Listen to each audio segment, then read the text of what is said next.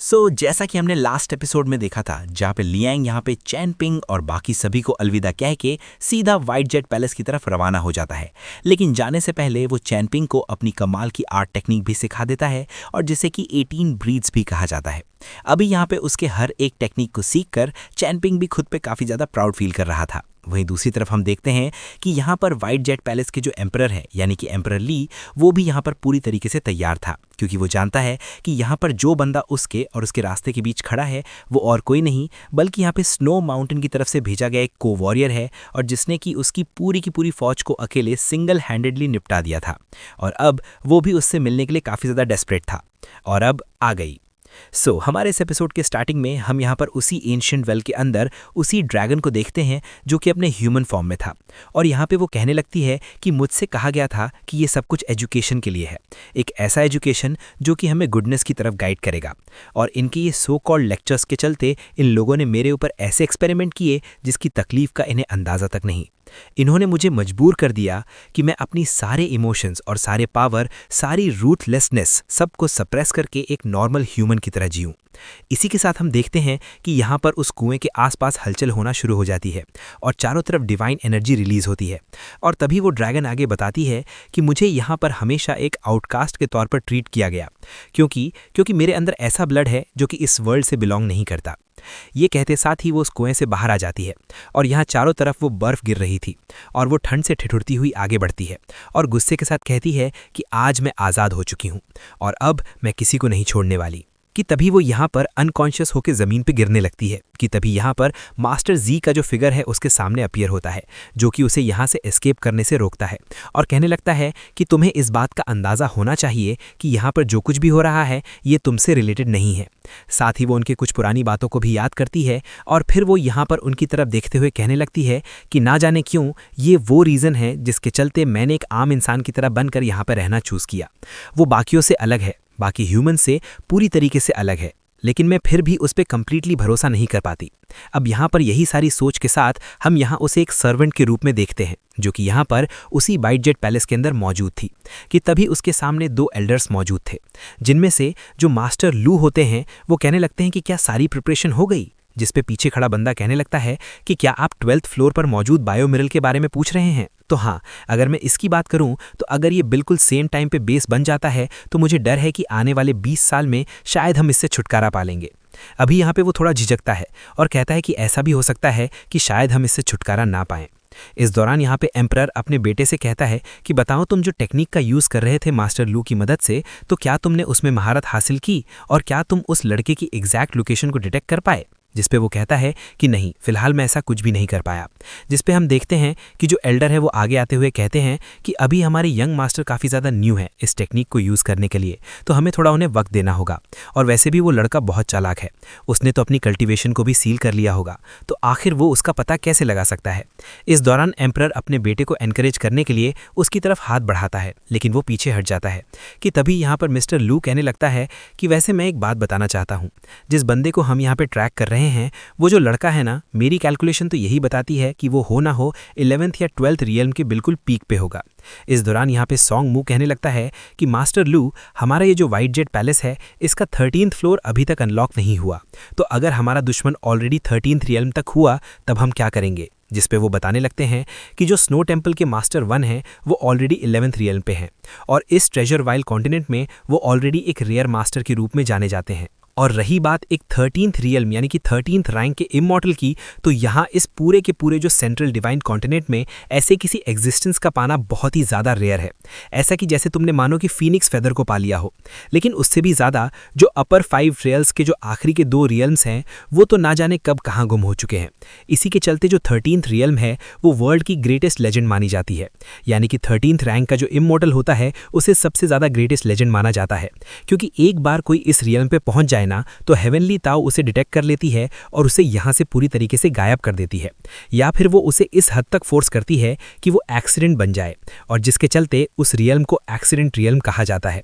और रही बात सेकंड रियल्म की, तो उनकी बॉडी और सोल के साथ क्या होता है ये किसी को नहीं पता। उसकी बात सुनकर सॉन्ग मू कहता है कि पर फिर भी क्या हो अगर हमारा ओपोनेंट 13th रैंक का एक इमॉर्टल हुआ, कि तभी यहाँ पर सभी लोग थम जाते हैं और उसका फादर जमीन पर अपना पैर गुस्से के साथ पटकते हुए कहने लगता है कि तुमने अभी अभी जो कहा अगर वो सच भी हुआ ना तो भी हमारा ये जो पूरा का पूरा व्हाइट जेट पैलेस है वो उसके लिए इनफ होगा, क्योंकि हमने अपने पीढ़ी दर पीढ़ी इस ब्लू डायनेस्टी को फॉर्म करने में लगा दिया है। हमारा सब कुछ इस व्हाइट जेट पैलेस में हमने सब कुछ झोंक दिया है और अब हम पीछे नहीं हट सकते। और तुम्हारे ये जो किंतु परंतु है ना, इन सवालों के जवाब देने के लिए भी ये जो व्हाइट जेट पैलेस है ये इनफ है। लेकिन मुझे लगता है कि मुझे तुम्हें पहले ही ये सारी बातें सिखा देनी चाहिए थी। अब यहाँ पे वो अपने बेटे को लाड करते हुए कहता है कि वैसे तुम्हारी मदर को तुम्हारा बड़ा भाई ज़्यादा पसंद है, लेकिन मुझे तुम ज़्यादा पसंद हो।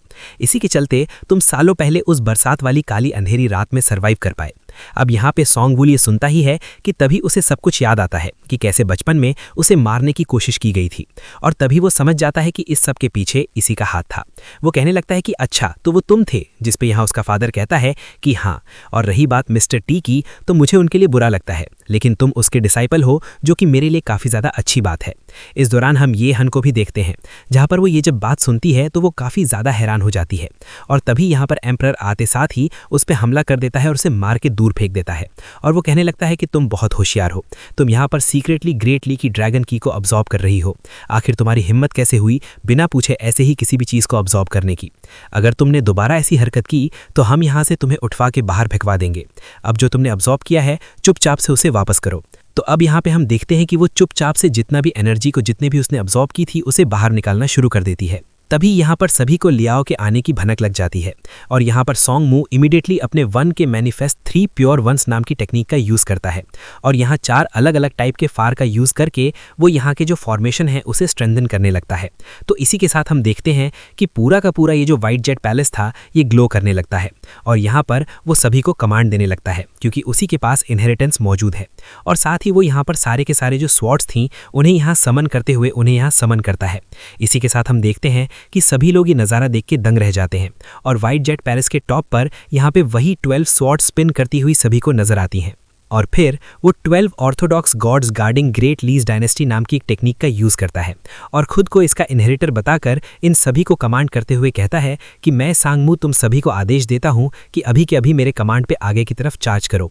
अब यहाँ पे हम देखते हैं कि अलग अलग माउंटेन के जो ओनर होते हैं वो सभी लोग इस स्वॉर्ड को देखते साथ ही इसके ऑर्डर को एक्सेप्ट करते हैं।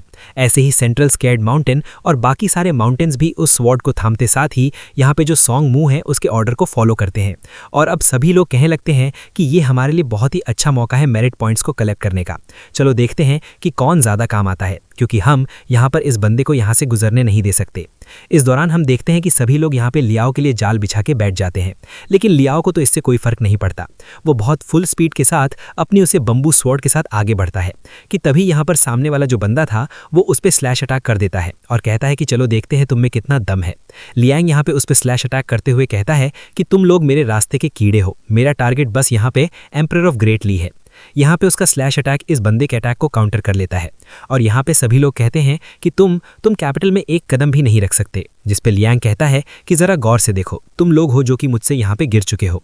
यहाँ पे ये सुनना ही था कि वो सभी लोग गुस्से में उस जगह को डिस्ट्रॉय करने लगते हैं, लेकिन लियांग को तो खुद पे इतना ज़्यादा कॉन्फिडेंस था कि वो कहने लगता है कि चलो देखते हैं कि आखिर तुम लोग मुझसे हारने के बाद मुझसे कैसे नज़रें मिलाते हो। जिस पे यहाँ पे ये बंदा कहने लगता है कि मैं एक ईस्टर्न स्केर्ड माउंटेन हूँ जो कि ग्रेट ली का हिस्सा है, आखिर मैं तुम्हें क्यों ना रोकूँ। कि तभी वो अपनी तलवार को चलाता है, लेकिन लियांग उसकी तलवार समेत उसे डिस्ट्रॉय करते हुए कहता है कि बाद में मत कहना कि मैंने तुम्हें रोका नहीं। यहाँ पे लियांग की बात खत्म नहीं होती कि ऑलरेडी उसने इस बंदे को ठिकाने लगा दिया था। यहाँ पे सॉन्ग मूवली फील कर लेता है और वो हैरानी के साथ कहता है कि ईस्टर्न गॉड्स की जो गोल्डन बॉडी है और फ्लाइंग स्वॉर्ड है, ये दोनों ही ऑन द स्पॉट यहाँ पे शैड कर चुकी है, जिसे सुनकर किसी को भी यकीन नहीं आता। कि तभी एम्परर कहने लगता है कि अब मैंने समझा कि वो इतना लंबा सफ़र करके यहाँ पे क्यों आया है। इस दौरान यहाँ पे सॉन्ग मू वेस्टर्न माउंटेन को कमांड देता है, लेकिन यहाँ पे लियांग तो अलग ही बवाल मचा रहा था। वो यहाँ पे अपनी तलवार को निकालता है और कहने लगता है कि क्योंकि ग्रेट ली मेरा इतने अच्छे से वेलकम कर रहा है तो मैं किसी एक को भी यहाँ से जाने नहीं दूंगा, तुम सभी को मैं चुन चुन के मारूंगा।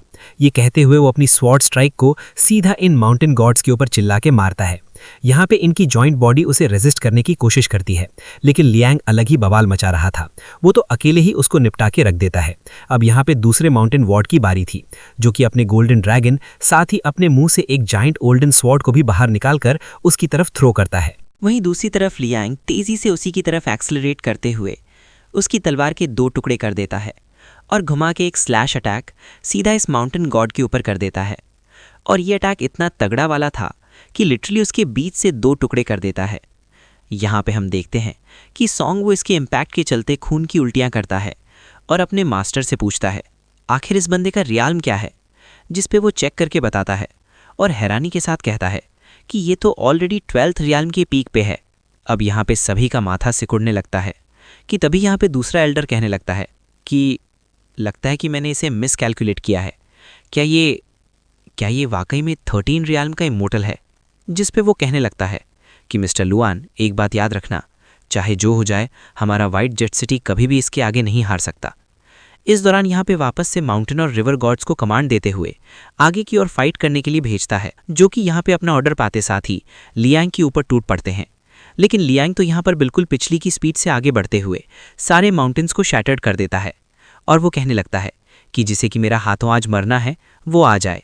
और ये कहते साथ ही वो यहाँ अपने ग्रिप को टाइट करता है। वहीं दूसरी तरफ हम देखते हैं कि जो रिवर गॉड होता है वो यहाँ पे अपने ट्राइडेंट को सीधा उसकी तरफ थ्रो कर देता है, लेकिन स्वॉर्ड की का यूज़ करते हुए स्प्लिट क्लाउड क्लिफ्ट नाम की टेक्निक का यूज़ यहाँ पे लियांग कर देता है। और भाई साहब, सबसे पहले वो उसकी ट्राइडेंट को डिस्ट्रॉय करते हुए घुमा के एक और स्लैश अटैक सीधा उसकी बॉडी पे करता है। यहाँ पे वो उसकी हार्ट को ही बिल्कुल काटते हुए उसकी बॉडी को डिस्ट्रॉय कर देता है, जिसके बाद वो दूसरे बंदे को चैलेंज करता है और यहाँ पे उसका भी सेम हाल करता है, जहाँ पे वो बिल्कुल किसी मीटियर की तरह फुल स्पीड के साथ इनकी तरफ बढ़ते हुए इन्हें एक एक करके निपटा देता है। यहाँ पे लिटरली वो घुमा घुमा के सबको काट रहा था और यहाँ पे माउंटेन गॉड्स तो इसके लिए जैसे कुछ भी नहीं थे। और सच में एनिमेशन में ये चीज़ देखने में बहुत ही ज़्यादा मज़ा आ जाता है। फिर लियांग सभी को चैलेंज करते हुए कहता है कि कौन है जो मुझे रोकेगा। कि तभी यहाँ पे एक और माउंटेन वर्ड आते साथ ही यहाँ पे अपने दोनों हाथों से उस पर हमला करते हुए कहता है कि तुम्हें क्या लगता है तुम कहाँ जा रहे हो? हाँ। ये कहते साथ ही वो अपने दोनों हाथों से उसे मसलने के लिए आगे बढ़ता है और जैसे ही अपने दोनों हाथों को आपस में क्लैश करता है तो यहाँ पे एक तगड़ा वाला इम्पैक्ट रिलीज होता है।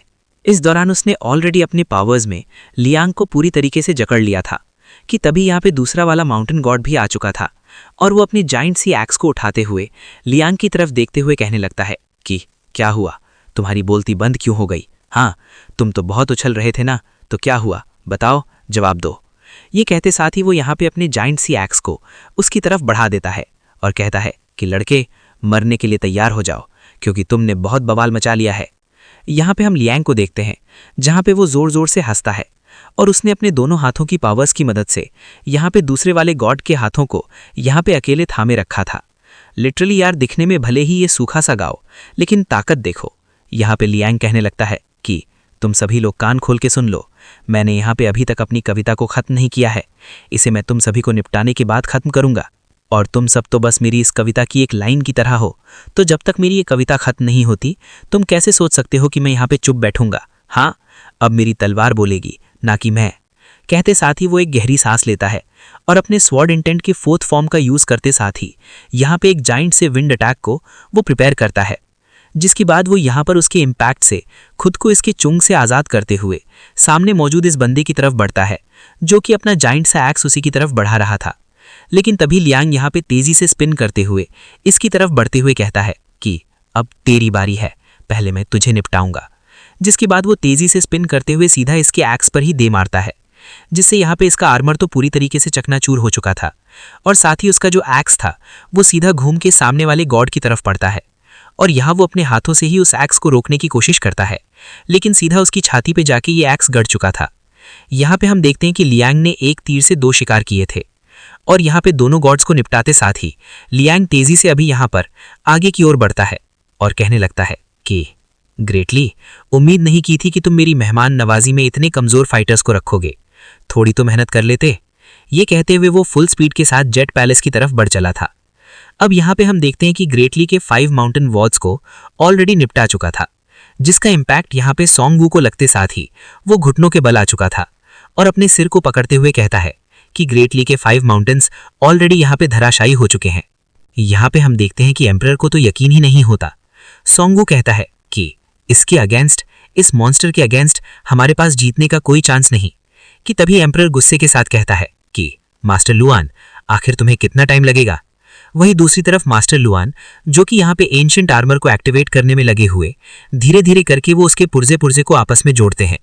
और यहाँ इनके ऊपर काफी ज्यादा प्रेशर पड़ रहा था, लेकिन वो फिर भी हार नहीं मानता और धीरे धीरे करके इस ग्रीन जेट से बने हुए आर्मर को वो कंप्लीटली पूरी तरीके से एक्टिवेट कर लेता है।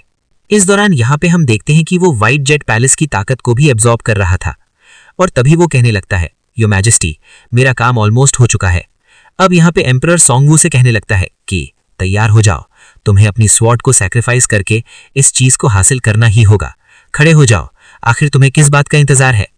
यहाँ पे हम सोंगवू को देखते हैं, जहाँ पे उसकी हालत तो बहुत खराब हो चुकी थी, लेकिन फिर भी वो खड़े होते हुए कहता है कि 13 रियाल्म यानी कि 13 ट्रायल, यकीन नहीं होता कि ये सच में एग्जिस्ट करता है। ये तो सरासर नामुमकिन है। अब मैं समझ गया कि आप मुझे उस आखिरी स्वॉर्ड के रूप में सैक्रिफाइस करना चाहते हो। हाँ, मैं ही हूँ 13 रियाल्म को ओपन करने का रास्ता। 13th फ्लोर मेरे बिना ओपन नहीं होगा, है ना? क्या हो अगर 13 रियाल्म एग्जिस्ट करता हो? इसका जवाब मैं हूँ, है ना? और मेरे पास और कोई चॉइस भी नहीं, ये भी आप अच्छे से जानते हैं। अब यहाँ पे एम्परर कहने लगता है कि हाँ, है ना, तुम यहाँ पर खड़े रह के चुपचाप अपनी मौत को भी एक्सेप्ट कर सकते हो, लेकिन दोनों सूरत हाल में तुम चाहे लाख कोशिश कर लो, तुम्हें यहाँ पे खुद को सैक्रिफाइस करना ही होगा। यहाँ पे हम देखते हैं कि उसकी बातें सुनते साथ ही यहाँ पे जो एल्डर होते हैं वो आगे आते हैं और कहने लगते हैं कि यंग मास्टर, आप बिल्कुल फिक्र मत कीजिए, मैं यहाँ पे रह के आपको प्रोटेक्ट करूंगा। आपको बस यहाँ पे अपने फुल स्ट्रेंथ के साथ उस स्वॉर्ड को सैक्रिफाइस करना है और कुछ नहीं, बाकी सब हम देख लेंगे, आप बिल्कुल फिक्र मत कीजिए। और जिसके बाद मुझे पूरा यकीन है कि हम उस ताकत के चलते इस बंदे को वहीं पे निपटा देंगे, ये बिल्कुल भी कैपिटल में कदम नहीं रेख पाएगा।